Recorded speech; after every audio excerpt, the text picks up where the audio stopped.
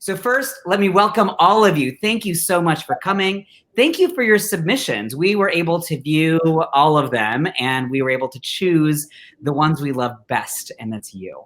So the 8 of you are competing for our quarterfinals today in head-to-head rounds, each against the other.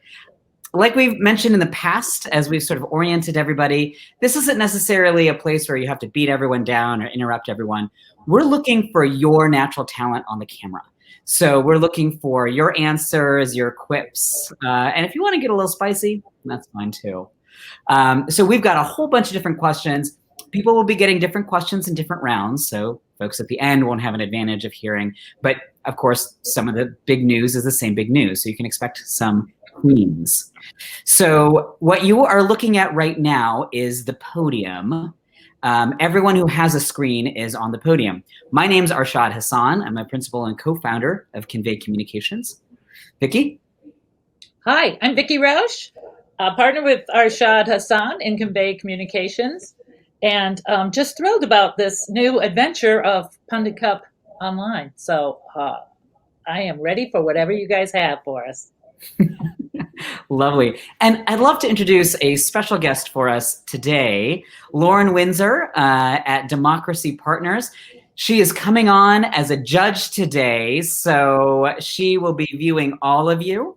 Lauren, why don't you introduce yourself?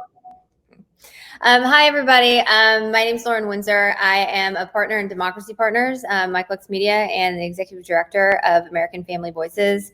I produced a web show called The Undercurrent. You can check that out mainly on Facebook. You can follow me on Twitter at LA Windsor, and you should definitely follow Pundit Cup today so that you can get all the news and updates from the rest of the week's festivities. But I'm super excited, and thanks for having me, Vicki. And Arshad. You are so welcome, and thank you so much, Lauren. No one is more fun than this one. I'm telling you right now. The audience. Here's what's going to happen now. Let the fun begin. We're going to let Lauren go back into the audience right now because we only have 4 podiums. Sorry, Lauren. I love you. We'll have a glass of wine later. And so that we're going to bring the first 2 contestants up. And that is going to be Alex Mohajer and Kathy Kaufman. And if you'll each take just, 15 seconds to introduce yourselves, and then we'll get started with the questions. Kathy, when you're up here, you go first. Did I say your name right, Alex? Yes, you sure did. Well done. Yay! It's a Persian last name. It means immigrant. Oh, I love that. Cool. That's cool. Love it. Kathy, go ahead. All right, go ahead. Okay. Hey, I'm actually Kathy Kaufman.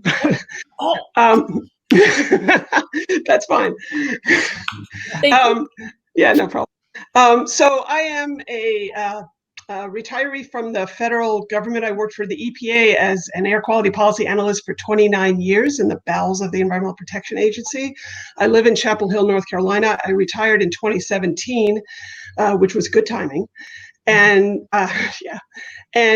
since then, I have been a local and community and statewide activist. I'm part of the founding group of the Progressive Caucus of the Democratic Party of North Carolina. I'm also the co-issues committee chair for that. I'm also a statewide climate, sustainability, and energy activist on a bunch of different levels. And that's what I do. And I'm happy to be here. Doing nothing. Yeah, laying around doing nothing. Yeah. Alex? Hi, everybody. I'm Alex Mohajer. I'm a political writer, commentator, and activist with bylines at HuffPost and USA Today and Medium. I co-founded a political advocacy organization called Bros for America in 2016, and I also work as the PR director for the Stonewall Democratic Club and executive produce and host the Read Down podcast, and am currently doing a morning 10-minute live news stream for HAPS News called the AM Report with Alex Mohajer, and I am very excited to be here and be on the podium. I too. Okay. Lovely. Take it away, Arshad. Well, lovely. So one more note for the flow. We are going to go through each of these pairings, and then at the end, Lauren is going to come back and tell us what we did well and announce who is moving on. So that will be how we go. So stick around to the end and we shall see. All right, well, let's get this show started. Alex and Kathy, thank you so much for joining us. I want to get started with the headline of the day, of the week. Big news, Joe Biden has made his pick for vice presidential nominee. What does Kamala Harris bring to this ticket? How will this impact the race? Alex, start us off. Well, first and foremost, regardless of what your political affiliation is or where you lean, even on the left, if you're a progressive or moderate, we should all take a moment to acknowledge the history that was made yesterday. She becomes the very first Black woman to sit on a presidential ticket for a major party, only the fourth woman to be on the vice presidential running mate for a major party presidential ticket. She's made history. Joe Biden made history yesterday. And so right there, I think we should all take a moment to acknowledge the major accomplishment that the Democratic Party was able to achieve yesterday. But secondly, you know, Senator Harris has been an incredible force for the Democratic Party over the last few years. She's seen an astronomical rise to the top. She's a very high-profile Democrat. If you've viewed her grillings of Brett Kavanaugh or Attorney General Bill Barr, you will see that her prosecutorial experience comes very well, is very well positioned to make her a force on this ticket. And, you know, this puts the Trump administration in a very difficult spot because they were hoping to paint the Democratic Party as radical, anti-police, and like Democratic cities are descending into chaos. And that puts them in a difficult spot because she has a long history as a prosecutor, an effective one. She sought progressive reforms as a prosecutor and attorney general for the state of California. So they're in a bit of a tight spot. Do they paint her as pro-police, which is a grievance of the more progressive wing of the Democratic Party? Or do they paint her as anti-police, which doesn't really vibe with her, 2 decades of experience in that field? So I think she's an excellent pick. I think she's a historic pick. And I think regardless of what you feel about her policy-wise, let's take a moment to celebrate the accomplishments of America yesterday. Well, so that's an interesting point. This might put the Republicans in a tough spot, attempting to criticize her. Where does that leave progressives, Kathy? What does Kamala Harris mean for the base of this party and for the next 3 months as we campaign? Well, I'm going to say a couple of things about that. First of all, I really agree with everything that Alex said. I think she's smart, she's savvy, she's going to be really awesome. She's got a great record. That said, I have to admit, I was on the Stacey Abrams train early on. I knew she wasn't going to get picked, but I was on that train. But politically speaking, she's awesome. But politically speaking, so yesterday I was texting with my 24-year-old daughter, and I said, what do people think of Kamala Harris? Because I know what all the middle-aged moms think of Kamala Harris, right? We all love her. And she tweeted me back, texted me back a photo of Kamala in a cop hat saying she's got the black vote locked up. And I thought, oh God. Ooh. Yeah. And I said, so she's a little worried. I mean, my daughter's going to vote for her. She likes her, but she said that her rap among the people her age that she knew was kind of the cop prosecutor rap. So that worries me a little bit. That said, I think she can overcome that. She's going to destroy Mike Pence in a debate. She's just incredibly smart and savvy, and I think she's going to be an awesome choice. She brings every demographic to the table. I'm really hoping against hope that young people like my daughter don't get too put off and give her a chance, and we'll see what happens. Can I say something to your point? Sure. Actually, I think it's really important that the American electorate be very judicious about the way that we are processing information. We know that in 2016, there was an active misinformation campaign that was targeted towards progressives, meant to create a specter of doubt about Hillary Clinton and calling her a criminal, and lots of other really untoward things that didn't ever pan out to be based in fact. And that was our mistake for not standing up to that messaging. And I believe we know that offensive has already started by the Russians in the 2020 race. We know that Kamala Harris will be a subject and target of that misinformation campaign. And I think a lot of these memes and images that are targeted towards progressives meant to create a specter of doubt about her viability as a candidate come from Russian misinformation agents. We know there are hundreds of Russian agents sitting in a military bunker in Russia, 24 to 36-hour shifts, pumping this kind of messaging into your social media streams. So I think it's up to us to reject those images and those narratives. Kamala Harris was not a cop. She was an elected official meant to enforce the law. And when people call her a cop, it's disingenuous. She was not a lawmaker as Attorney General. She was tasked with enforcing the law. And we want our attorney generals and district attorneys to be enforcing the law. Look at Bill Barr, the Attorney General of the United States, who refuses to enforce the law. Yeah. We want to make sure that those law enforcement officials do enforce it. And I think we should be combating that kind of messaging at every turn, challenging it in a polite and civil way. And I think your daughter's heart is the right place, and I'm glad. Sure, her heart is definitely in the right place. Yeah. I think this is also on the media. For the sexism and the way they treated Hillary Clinton last time was really kind of despicable. And, if they should know enough not to repeat that again, but I don't know if they do know enough. So we will see. But I'm very concerned about that. But, Kamala's an awesome pick. She's brilliant. She has incredible experience in front of the camera as a prosecutor. If people give her the benefit of the doubt, if the media treats her rationally, if young people give her the benefit of the doubt, I will say, then I think she's going to bring a hell of a lot to the ticket. If you want a morning delight, YouTube her grilling of Brett Kavanaugh. Yeah. Let's ask each of you one more quick question, and then we'll move on to the next round. This is so much fun. I'm really enjoying it. Let's talk a bit, just for a second, about the NRA and the suit that's up against them from Letitia James, the New York Attorney General. Do you think that the NRA will be able to get it together to have much sway and power during this upcoming election period? Are they going to be bogged down by this lawsuit? Kathy, what do you say about it? No, they're going to be bogged down by this. It's not just the lawsuit. I mean, I think Wayne LaPierre has lost a lot of gas from this. And he's going to suffer. But I think people already are turning against the NRA. I mean, I think that the kids from Parkland and all the kids from Chicago, and have really had an effect on what people think. People are tired of seeing school shootings. They're tired of seeing dead kids. I don't think the NRA has the sway that it used to have. And if it doesn't have the kind of money that it used to have, because it's now fighting fighting Tish James, and hopefully they won't have the effect that they would have had.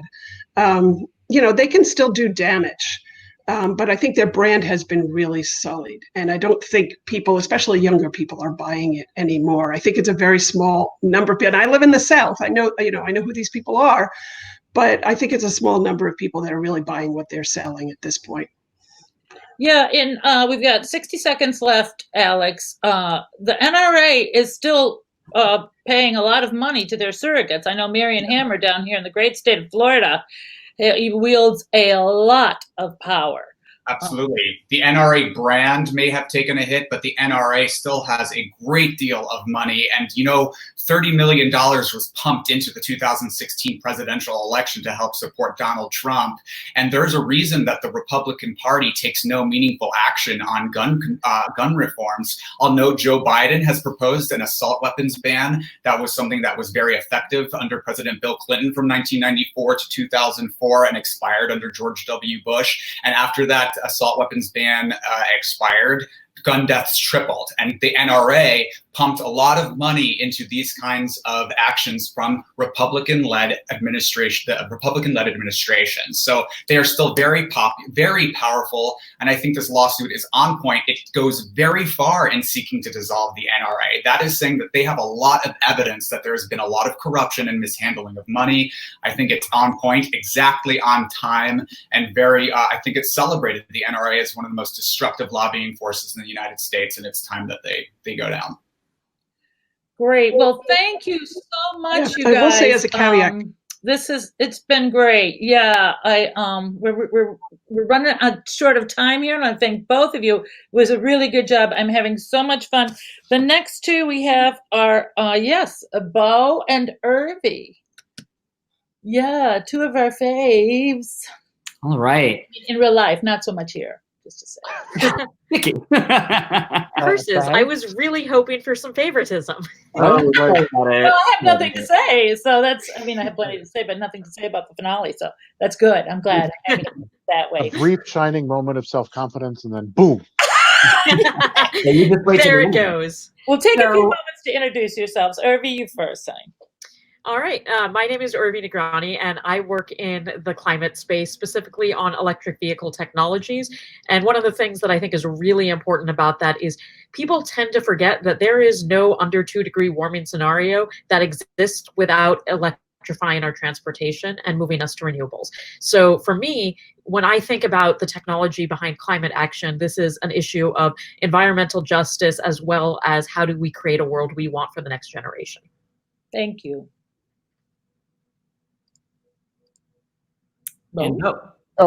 Hi, my name is Bo Schuff. I'm the executive director of DC Vote.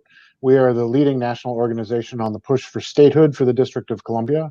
705,000 persons live here in the district. Most of them are people of color, and we are subject to the whims and wants of a Congress that we do not have any voice in. So we work to move it forward on the equality for DC. Great. Lovely. Well, welcome both of you to Pundit Cup. Let's get started. Vicky, let's start us off. Oh, okay. Very good. I shall. Let's bring it to DC. How are you feeling about this talk of expanding the United States Supreme Court to 11 justices? And as I might say, as fast as we possibly can. Irv? So for me, I would have a little concern depending on the timeline. Namely, if it happens before November, we know the Republicans have been much more efficient at getting the judges selected and put into place than we've ever seen on the Democratic side of the aisle. And so while increasing the number of people on the court would be a great opportunity to improve the diversity and representation of the court to make it look a little bit more like America, if we do that before the election, then it could be a way for Trump to get a few more justices on his way out, and that could torpedo our efforts for the next generation. Yeah, and I should have been more clear as soon as possible after the election. Great. Then I am entirely in favor of improving the representation of the court to match what Americans see. And to expand on that a little bit, Bo, how about being able to impeach justices or making a term limiting them? What do you think about that? Yeah, I was actually going to head that direction. I don't agree with an impeachment of a justice. I think that puts the political specter back into the judicial system, which I think we need to get rid of. I also think we need to get rid of elections for Supreme Court justices at the state level. But term limits, I think, make a lot of sense. I think that a term of 25 years, 20 years, something significant where there will still be an impact on the court and on jurisprudence across the country, but one where they know that it's not necessarily the whims of a population that matter. It is interpreting the Constitution and applying the laws in an equal fashion. Super. Lovely. Well, so before we can put any more justices on the Supreme Court, we have to win this election. And so the next stage of our electoral process is about to be underway, generally kicked off by the two conventions this fall. And the DNC convention is coming up just next week. So the DNC just put out its lineup of speakers. We see some new faces, some old faces, some Republican presidential candidate faces. What do you think of this lineup, and what does it mean for the Democratic Party? How is the country going to perceive this? Bo, why don't you start us off? Yeah, sure. I think that the lineup looks fantastic, especially given the very condensed nature of the conventions this year. It's really a 2-hour block of time that they've programmed instead of sort of the 7 hours of convention stuff that we typically see. I thought Kasich was an interesting choice. I don't sort of understand what the motivation there was, but I don't think it harms the slate. I do think Fred Yang being left off was interesting as well. I think that he brought a lot of interesting ideas and new ideas to the conversation during the debates, and that should have been a piece of the conversation moving forward. On a personal level, I'm a little bit upset that none of the statehood champions are in that mix, but I'm probably biased on that front. And you mean Andrew Yang for that? I'm sorry. Did you mean Andrew Yang? As far as this, oh yeah, my God, I saw. Yes, my apologies. No Not worries. the interior designer from Trading Spaces, but yes, the presidential candidate from this year. That is correct. I love it. Well, Irvi, what do you think is the message that is being sent from that stage with all of these sort of different voices? I know there's some controversy leading up to it from all kinds of different angles. What are we meant to derive from this? Well, so to be clear, I am slightly biased as I am a DNC delegate for Elizabeth Warren representing the District 12, which is Nancy Pelosi's district here in San Francisco. And I think, the lineup shows a lot of what Biden was trying to do with his unity platform with Sanders and trying to bring folks together who had senior leadership positions while also reassuring folks that we are going to something closer to the Obama years. So there's a lot of familiar faces that if you were watching politics during Obama's presidency will feel really nice and familiar.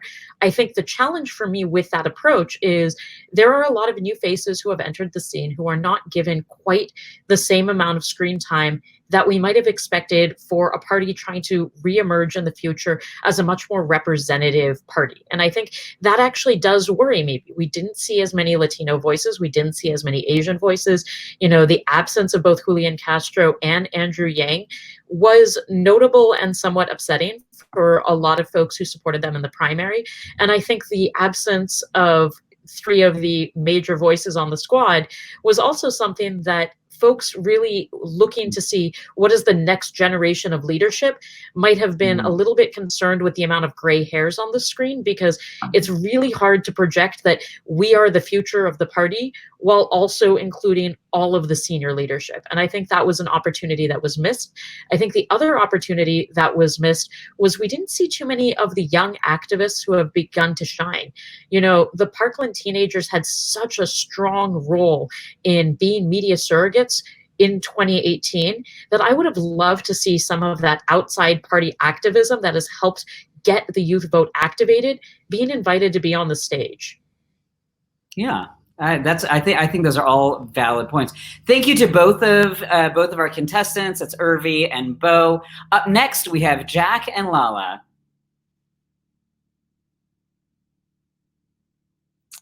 And we're just going to get them up in a second. Yes, and I see we have a few audience members out there. Welcome to you. It's great to see you. I hope you're having as much fun as we are. Awesome. Well, welcome our next contestants up on the stage. Let's do some introductions. Lala, would you go first for us? Hi, my name is Lala Wu, and I'm one of the co-founders of the Sister District Project, which is a national grassroots organization started up after the 2016 election. We focus exclusively on state legislative races and organizing, activating volunteers to support them. And we are hoping to and excited about winning big this year. Lovely. All right, Jack, you're up. Oh.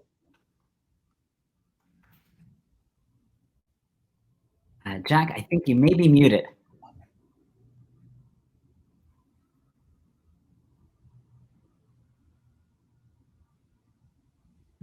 Let's try that again. Just fine the last time we were on. I know. It's inevitable this would happen, right? It's not us. Oh. No? No, now I see that you are muted, and now you are not. Uh-oh. See, we did hear you in the first. This is why it's good to do little intros first, and let's see.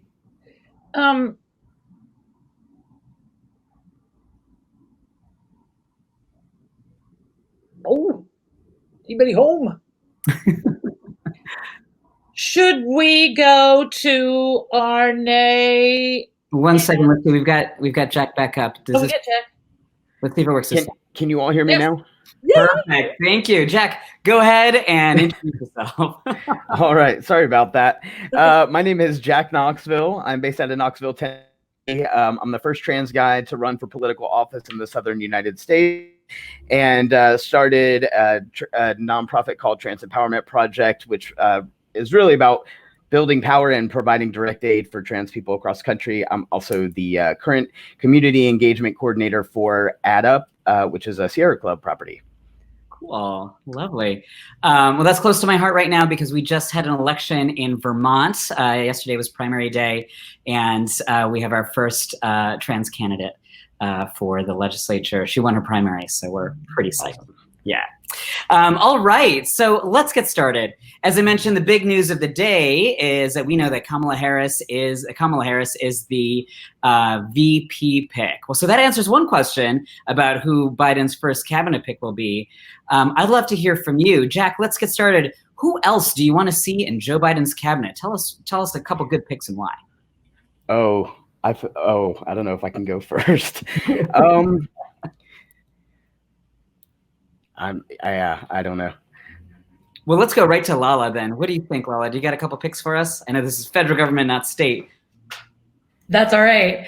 I think what was really exciting about Joe Biden's VP pick was that he was selecting from such an incredible short list of women. I mean, like a really, really strong, solid list of incredibly accomplished, really incredible leaders. So I think that many of those folks who were not picked for the VP position would be really strong cabinet choices as well. I think there's always a little bit of strategy to think about also. I mean, as much as I personally love Elizabeth Warren very, very much, I think that, picking her for the VP slot would have meant we lost a Senate seat, and we can't afford to do that right now. But so there can be some strategy involved in thinking about how all of these things fit together.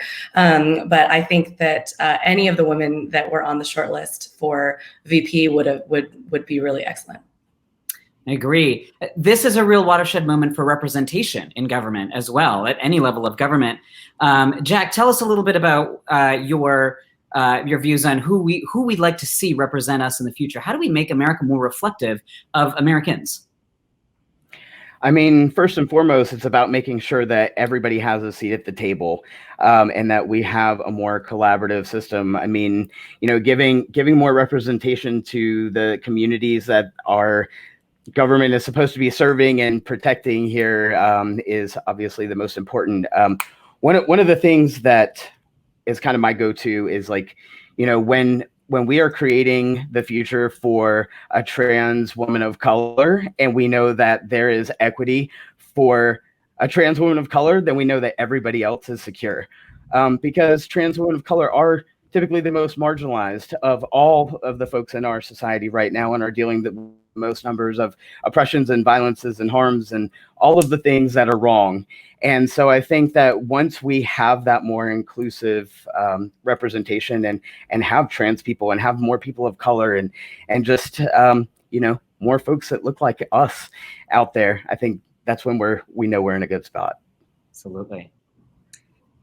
So, Lala, this COVID thing is a mess. I haven't heard of it. If you had the ear of your governor, what would you tell your governor to do? I mean, what action? The schools are opening, the shops are opening, the bars, whatever. What are you going to tell your governor that needs to be done immediately? Yes, absolutely. I think that the things that need to be done are the things we've heard about over and over again. We need more testing, and we need it to be quick, and we need contact tracing, and all of this costs money. If we had real leadership at the federal government level, then we would be able to see a national plan that covered all municipalities, all states, and could help get us going in the right direction together. Unfortunately, that's not what we're seeing. And we are an embarrassment in the global community, and it's costing thousands and thousands of lives and affecting many, many more. But what we need is more testing. It needs to be fast, and we need also more relief to workers directly. So in the absence of the federal government doing anything about it, if I had the ear of my governor, which is Governor Newsom, and he probably is thinking about some of these things and should be doing even more, we need direct aid to families so that they can pay their rent and put food on the table and take care of their kids. And then also we need to do everything that we can to get as much testing, contact tracing ready so that we can stop this pandemic. So like everything is wrong. It seems like right now there's a lot of things. Jack, you may not have such a governor with such open ears, but if you did have your governor's ear, what would you say? Oh, well, I'll tell you right now, first and foremost, we really need to start making sure that the people who are supposed to be enforcing our mask mandates are actually enforcing these things. I live in Tennessee, and it is very right, Christian, conservative, lots of people that feel like being told that they have to wear a mask is somehow alienating their constitutional rights. And I mean, if you know that by walking into a store, you have to wear shirts, pants, things like that to protect other people from, diseases, why would you not then also want to wear a mask? And so it just doesn't make sense to me. But it really just making sure that the folks that are supposed to be our leaders are doing their jobs at enforcing the things that we're putting forward and making sure that we're protecting ourselves, making sure that the kids are not going back to school, and really providing access to education and to resources for folks, even in rural Tennessee, where we know that these cases of COVID are actually on the rise because people have the false belief that they're immune. And also, as Lala said, with more testing and making sure that those test results are rapid results. I've heard of people waiting 2 weeks to get results here, which is just ludicrous to me because, at that point, who knows how many other people are affected. There's so many things that we would need to sit down and have a conversation about, but that would start it off. Seems daunting, but it's something that we all have to face together. Thank you so much to our contestants, Jack and Lala. We will be welcoming our final two contestants up. That's Dan and Arne. So as they get up here, there we go. We got Dan. Here they come. Fabulous. All right, we'll have you introduce yourselves. Dan, why don't you give it a go first? Sure. Hey there. So my name is Dan Truglia. I am an associate professor of practice at the University of Pennsylvania, where I do a lot of research on homelessness and income insufficiency and insecurity. I've also just started a YouTube channel focusing on the pandemic and particularly how it exacerbates these long-standing social inequalities and inequities called Past the Pandemic.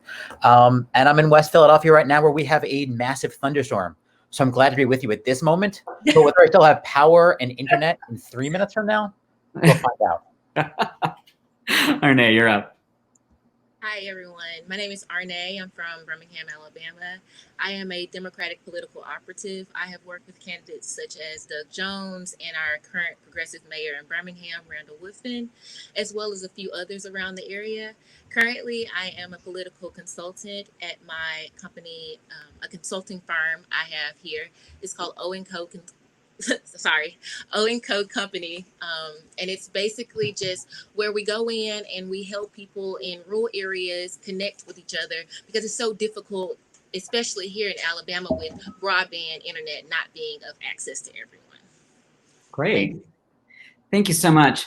Well, my first question is a strategy question. So when I talk to our folks around the country, when I talk to the folks who work in politics around the country, I'm really getting a sense of a divide in terms of strategy. There are those who believe that we really need to invest and we've really got to get that white working class back. Those who believe that we want to really get that suburban vote. But there's another group of people who also believe that we can grow and build and lift up our base, invest in places like Georgia and Arizona and Texas. Now, in a perfect world, we'd have all the resources we need and we wouldn't have to choose priorities. But in a world where you have to make some decisions here, or you get to advise somebody who does, where is the Democratic Party, where should we invest our resources to be able to win this election, up and down the ballot for this election and many more? Dan, start us off. Guess what? We actually don't have to choose, because we have two singular messages that I think resonate with both of those audiences, right? So one is, look at what Donald Trump has done to this country. And guess what? Regardless of who their running mate was, we're not them. So that's one. And I think that both the left wing of the party and the more moderate sides of the party can agree that that alone is a plus, right? It's why John Kasich is speaking at the convention, because he brings that message home that the moderate Republicans, as well as moderate Democrats and many liberal Democrats, also can resonate behind that, right? The other part of that is that the economic policy being pushed forward by this administration, as well as the social policy being pushed forward by, not by this administration, I'm sorry, by Democratic leaders in the House, in the Senate, and by our current candidates, right, appeals to everyone. It's one of inclusivity. It's one of building an economy, one of building a green economy. Look at the HEROES Act that right now is sitting stalled on the floor of the Senate and would bring massive relief to renters, 44 million of whom could face eviction, new unemployment insurance, or renewing of kind of unemployment insurance that is keeping our economy going and keeping it from falling from, I don't know, the pit of despair, if we're using a Princess Bride term. There's a lot of concern here, and I don't think we need to choose. Let's appeal to one side. Let's appeal to the other side. I think a singular message of economic prosperity appeals to all sides here. What do you think, Arne? A single message, that's going to unite the entire Democratic base? We're going to be able to turn out people like we've never seen before. What do we need to do? Oh, Arne, I think you are on mute. Let's try that again.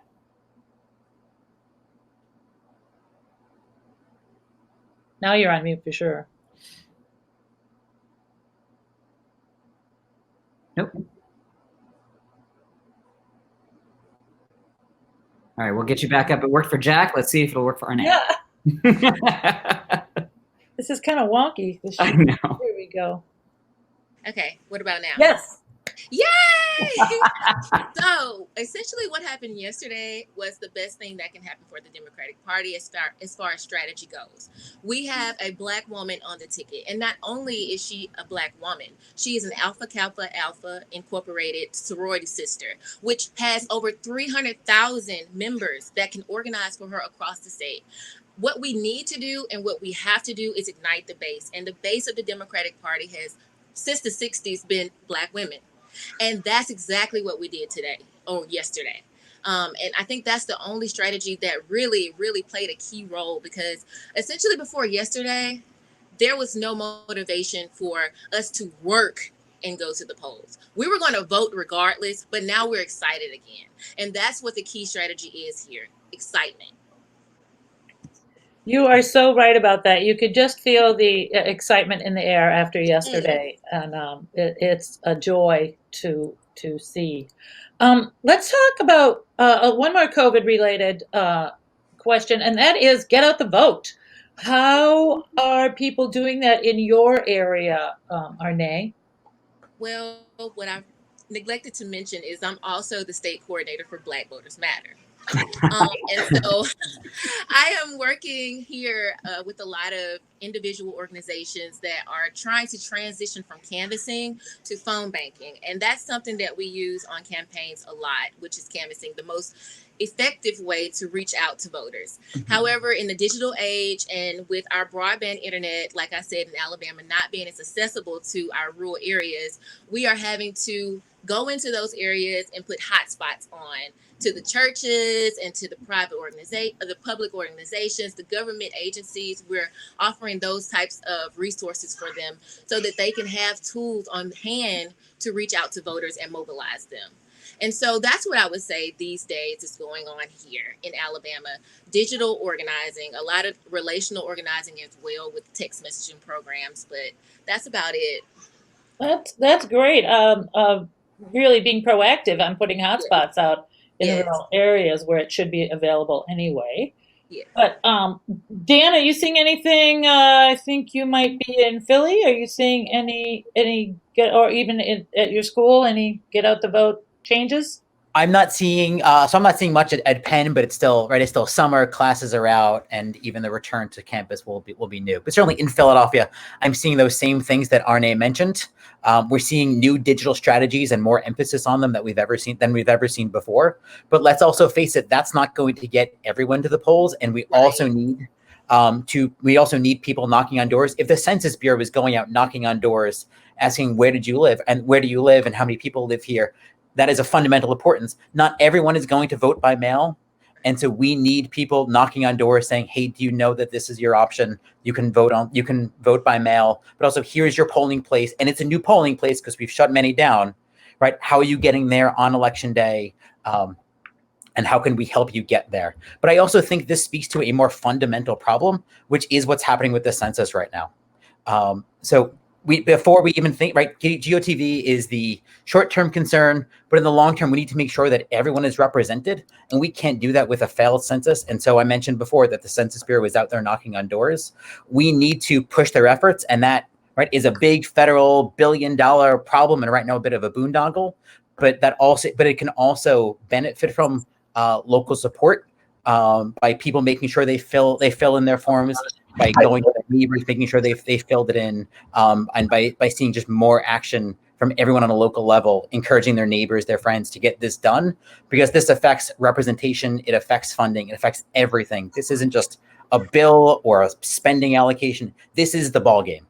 And if we don't get this right, then everything that comes from it is problematic. It's like evidence. If the evidence is tainted and the census is tainted, then everything that comes from it, suffers from the same bias, the same skew, right. And we can end up with similar misrepresentation problems, in 10 years. Right. Well, thank you very much, both of you, for this round, and thank you to all of the contestants. Now is the time that's exciting for us. We get to hear from Lauren to see who did well and who's going to continue on. So let's toss Lauren up here, and should we see that bracket as well? Or maybe we'll wait on that. Oh, I can put it up there, maybe. Awesome. You can see when Vicki puts it up. So we've all been divided into little brackets here, and there's 4 groups: person, man, woman, camera, TV. Wow, you're the smartest man in the world. Pass that test. All right, so let's start with group person. Lauren, what did you see? Group person, that's hilarious. So with Alex and Kathy. So I thought they were both really knowledgeable. And I want to say that I think that everyone did a great job. Thank you for participating. And it's going to be tough to lodge criticism against anyone. So I hope you don't hate me. But I thought that in the case of Alex and Kathy, that Alex was a little bit more on point. Like, he interjected with a really good counterpoint to Kathy talking about youth not being excited by Kamala because of cop stance with the disinformation. And, I found him to be a little bit more present and dynamic on screen. So I thought for those reasons that Alex won that round. Great. Moving on. Congratulations, Alex. Congratulations, Alex. Moving on to the next round. That is group woman. And that is, oh, it's so tiny. Hold on. Let me take a look. Oh, and Irby. Thank you. Yes. So with the Bo and Irby matchup, that was a hard one for me. Just because this was more of based on the reaction to your question, Vicki, about expanding Supremes to 11 justices. I think a pundit would, recognize that question as like, okay, this is what happens once we have control to actually make that a possibility, which is not a possibility until, January of next year, right? Like, to even put those balls into motion. And, Irvi going straight into an answer about I'm for it, but ahead of the election, I don't think that works because it would give Trump more power. Whoop.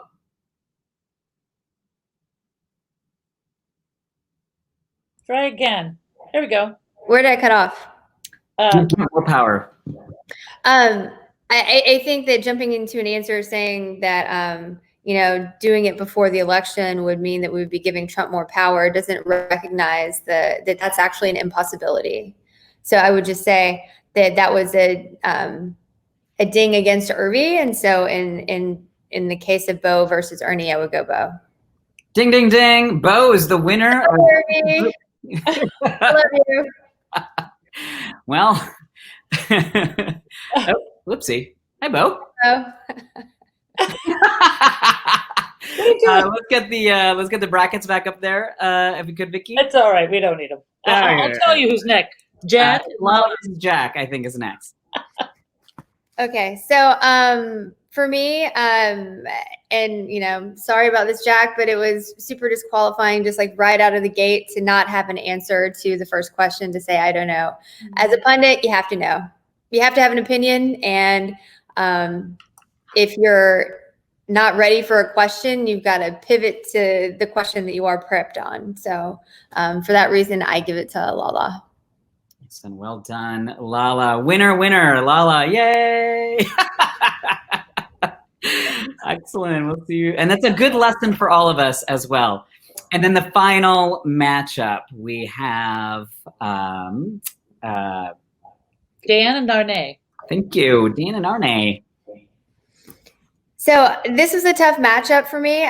There weren't a whole lot of like glaring differences, but I did think that Arne just had a better sort of camera presence, more polished and excited, and I think had a better delivery and demeanor. So for that reason, I would give it to Arne.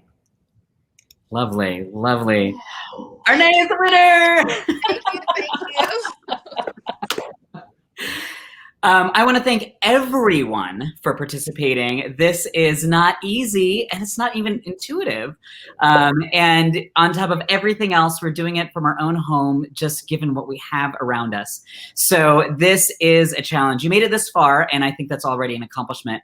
For our winners, that's 4 of you, will be going on to our semi-final round tomorrow. Watch your emails. Watch your emails. We'll have details for you. This will be at the same time, 1 p.m., so that you know. And you may have a little bit more time. You'll have a couple more judges. The really wonderful thing about this, and this is true for everybody, the really wonderful thing about this is that it'll be happening during the first day of Netroots Nation. Yay! So that's pretty easy here. We had a number of participants and a little bit of an audience. I assume, and I hope you'll help us do this, we will have a real audience, the real thing, tomorrow for our semifinals.